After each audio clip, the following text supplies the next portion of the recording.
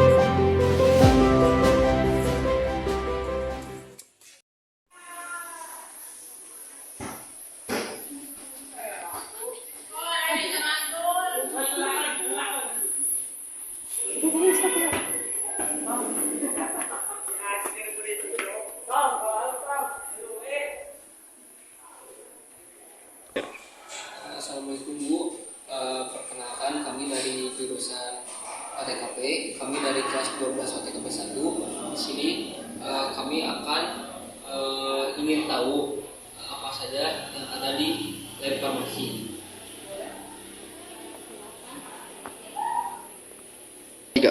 Oh ya Bu, saya ingin bertanya, apakah sarana dan prasarana di lab farmasi ini sudah lengkap?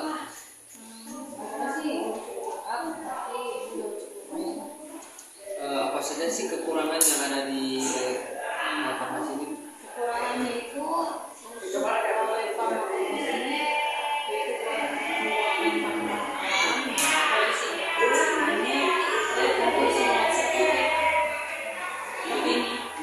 Jadi tidak bisa seperti keperawatan, seperti merawat orang. bisa beda karena di sini khusus untuk sesuai tentang kalau untuk dia bisa nanti harusnya ada beda. Jadi di lab ini bisa meracik obat, membuat obat dan lain-lain. Ya, jadi di sini awal itu kita pelayanan farmasi jadi seperti pelayanan di apotek atau di klinik rumah sakit, simulasinya bisa di sini. Jadi kebanyakan kita itu menggunakan simulasi apotek karena ada bagaimana hasil obat-obatan di sini. Selanjutnya, maksudnya nanti kita pakai membuat atau meracik obat. Ini ada bahan minyak, ada sirup, terus juga ada tablet, ada pelukis kayak di sana.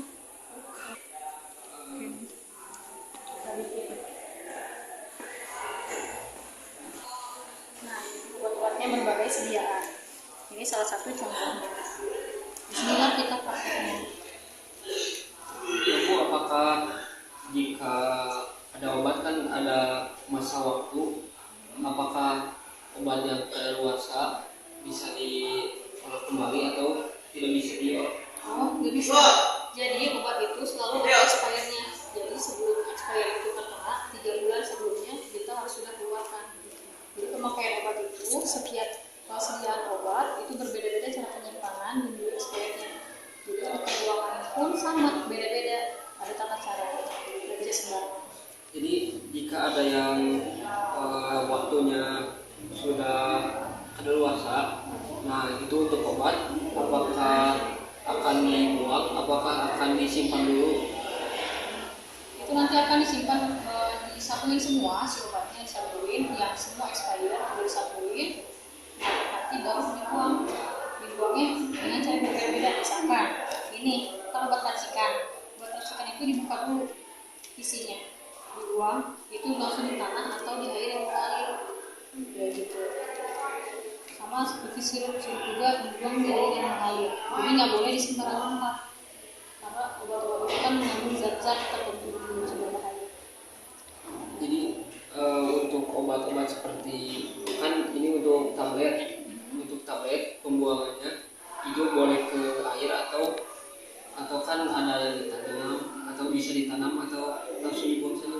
Oh enggak, kalau untuk tablet itu dihancurkan dulu di plastik itu kan sekali plastik ya, plastik satu strip, jadi dihancurkan, nanti baru kita buka dibuang ke sana. Jadi nggak ada orang awam yang bisa menggunakan kembali atau menyalahgunakan obat tersebut. Bu, kalau ini kok banyak timbangan, gunaan timbangan ini untuk apa? Nah, kalau timbangan ini khusus untuk kita meracik obat. Jadi nanti itu sebelum kita meracik obat, kita akan menerima resep. Resep tiap orang kan beda-beda ya. Resep satu pasien, misalkan kita itu mau membuat sediaan HPRS gitu contohnya. Jadi sebelumnya si obat itu yang sediaan tablet kita timbang dulu. Timbang berapa banyak, kemudian nanti ditulis, kemudian diberikan sediaan seperti itu. Kalau timbangan ini ada yang elektronik? Ada? Selain timbangan yang manual itu yang banyak, juga ada timbangan digital seperti ini. Ini dia lebih akurat. Timbangannya seperti ini. Ini timbangan digital. Jadi dia per gram. Kalau untuk yang manual, karena ngambilnya mundur. Kalau untuk yang manual, ini timbangan. Yang manual. Jadi kalau di farmasi itu harus lebih teliti, berapa gram, berapa miligram, itu kita nggak boleh salah. Karena kalau salah nanti akan berakibat fatal. Kalau ini gunanya Ini untuk meracik obat. Jadi kalau kalian punya anak kecil atau punya kecil di rumah yang nggak bisa minum tablet, tablet itu ditulis di sini. Jadi dihaluskan. Halusnya pakai ini. Ini namanya stemper sama mortir. kita menyusun obat-obat sirup, apa yang harus kita lakukan di letak sini? Menyusun bagaimana maksudnya? Sebelum ini tersebut seperti yang dibilang, kita akan menyusun gimana gitu? Oh, sebelumnya kita itu harus ada pengadaan barang. Pengadaan barang dalam artian kita terus pesan obat dulu.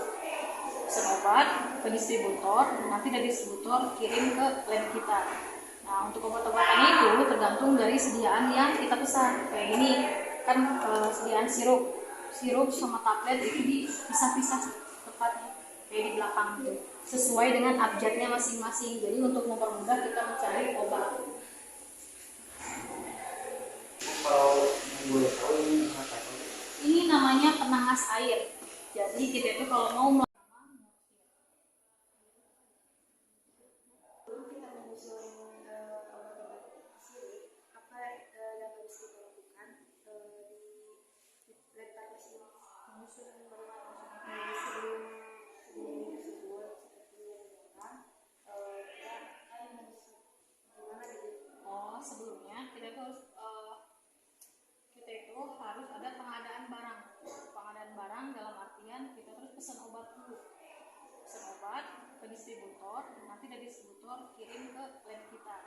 Nah, untuk obat-obatan itu tergantung dari sediaan yang kita pesan. Kayak gini, kan sediaan sirup sama tablet itu dipisah-pisah tepatnya kayak di belakang itu, sesuai dengan abjadnya masing-masing. Jadi untuk mempermudah kita mencari obat. Kalau boleh tahu ini apa? Ini namanya penangas air. Jadi kita itu kalau mau melakukan pengenceran atau memanaskan sesuatu itu di sini tempatnya.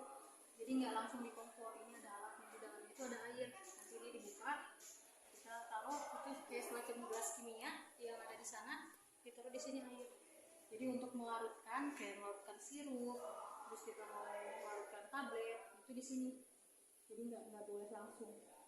Karena panasnya itu sesuai dengan derajat ketentuannya masing-masing. Ini box apa ya? Ini box untuk penyimpanan obat psikotropika dan narkotika. Jadi obat-obat tertentu yang bersifat keras, tahu kan narkotika dan psikotropika itu disimpannya terpisah di box tertentu dan terkunci. Jadi nggak semua orang bisa ngambil obat ini kecuali dari izin. Kalau untuk obat-obat yang di atas bebas. Jadi bisa ada dapat dijual dan dibeli di apotek seperti biasa. Tapi kalau untuk narkotika, psikotropika atau yang bergolongan nafsa itu nggak boleh sembarangan, harus ada resep. Jadi nggak bisa dibeli langsung. Dan penyimpanan pun bisa seperti ini.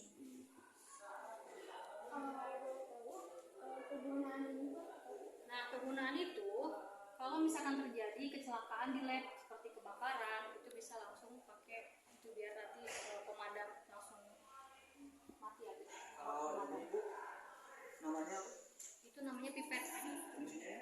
Pipet fungsinya pada saat kita praktek untuk mengambil cairan. Kalau ini tuh kegunaannya. Ini ampul. Ini obat sediaan ampul. Ini itu untuk obat. Kalian tahu kan suntikan? Nah, jadi sediaan ini nanti dimasukkan ke suntik, jadi suntik nanti diinjeksi ke pasien. Jadi setiap orang, setiap obat itu sediaannya beda-beda. Ini namanya ampul, sediaan ampul. Satu ampul. Kalau ini disebutnya sediaan sirup.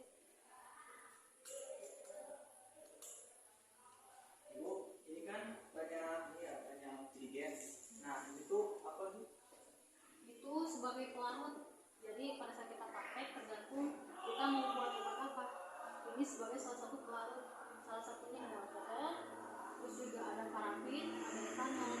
Jadi setiap pembuatan obat itu pelarutnya beda-beda, nggak bisa sembarangan. Ada yang bisa larut dalam air, ada yang larut dalam etanol, ada yang larut dalam alkohol. Jadi nggak bisa sembarangan, nggak bisa disarankan. Sebelumnya terima kasih Ibu, mohon maaf mengganggu waktunya. Ya. Paham belum? Semoga ilmunya bermanfaat ya. Makasih Ibu.